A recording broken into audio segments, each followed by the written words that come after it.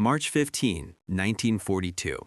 A humid airfield outside Rabaul, New Britain. Lieutenant Takeshi Yamamoto watches a Zero fighter taxi past, its engine purring with mechanical precision. The plane is light, maneuverable, a dancer in the sky. For 8 months, Japanese naval aviation has owned the Pacific, from Pearl Harbor to the Philippines, from Malaya to the Dutch East Indies. Allied fighters fall like autumn leaves before the Zero's cannon. Yamamoto has seen British Hurricanes struggle and fail. He has watched American Wildcats burn.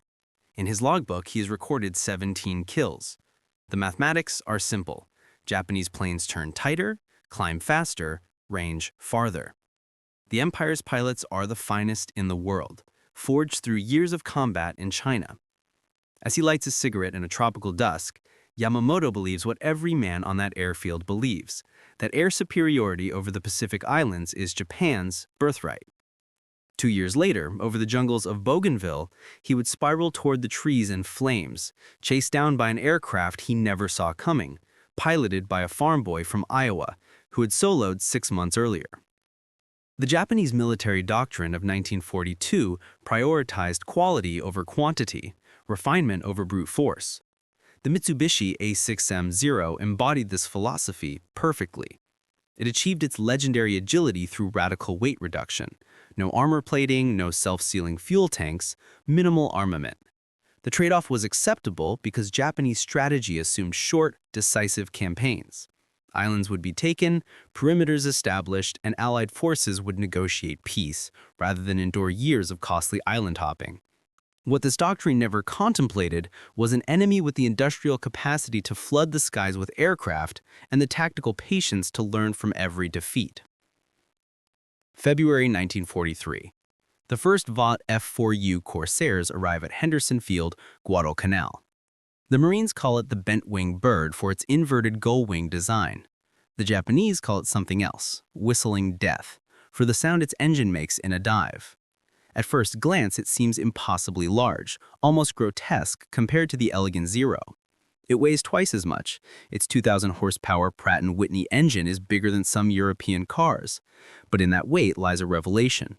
The Corsair does not dance with enemy fighters. It doesn't need to. With a top speed of 417 miles per hour, it simply runs them down. The tactical doctrine develops with brutal efficiency. Corsair pilots learn to never turn with a Zero. They will lose.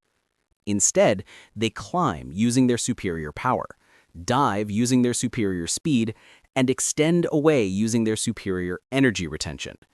They strike from above, guns blazing, then use raw horsepower to climb back to altitude before the lighter Japanese planes can respond. It is not elegant. It is physics. And it is utterly devastating. Squadron leader Saburo Sakai, one of Japan's greatest aces, described his first encounter with Corsairs over the Russell Islands in his post-war memoir. They came from the sun in a formation we had never seen, not attacking singly for honor, but in coordinated pairs covering each other. When I turned to engage, they simply dove away. Their speed was impossible. I pursued, but my Zero shook near its limit while they pulled away effortlessly. Then they climbed faster than we could follow, and attacked again.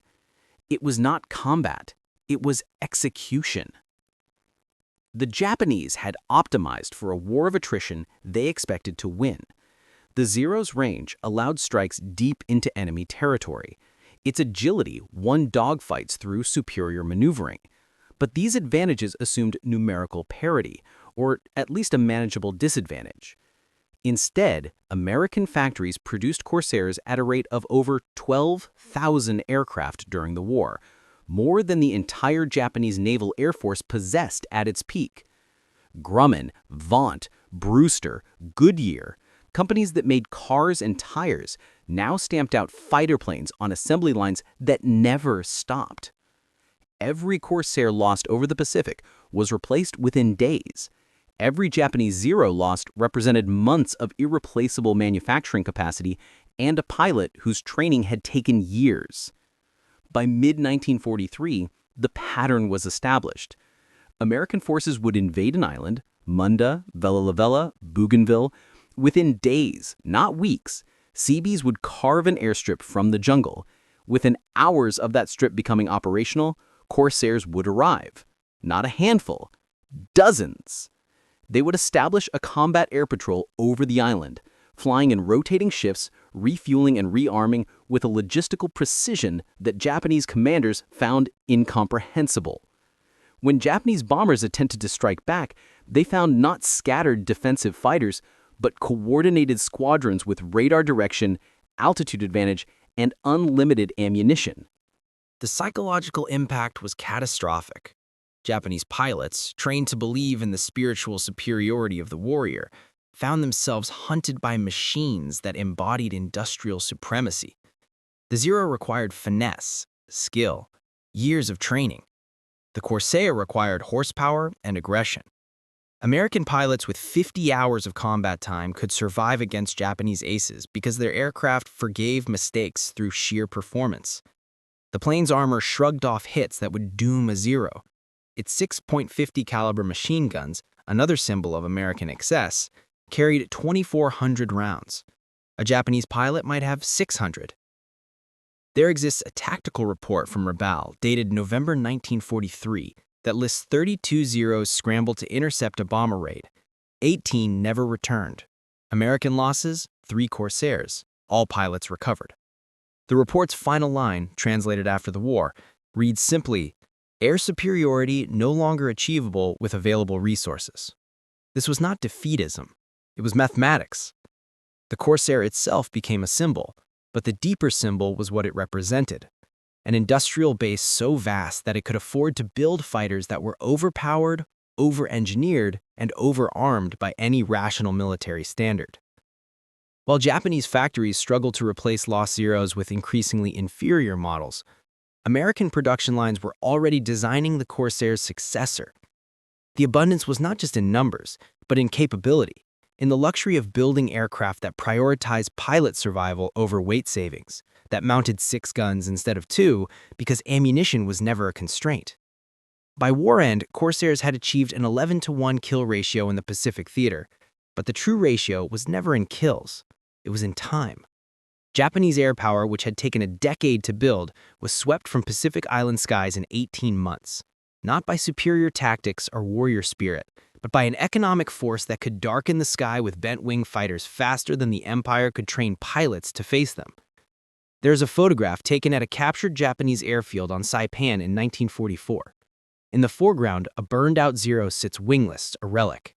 In the background, a dozen Corsairs are parked in perfect rows, their propellers gleaming in the tropical sun. The image requires no caption. It is the portrait of inevitability, the moment when craftsmanship met mass production, and mass production won.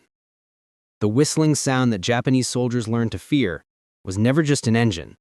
It was the sound of a nation that could afford to own the sky, one island at a time, without pause, without mercy, without end.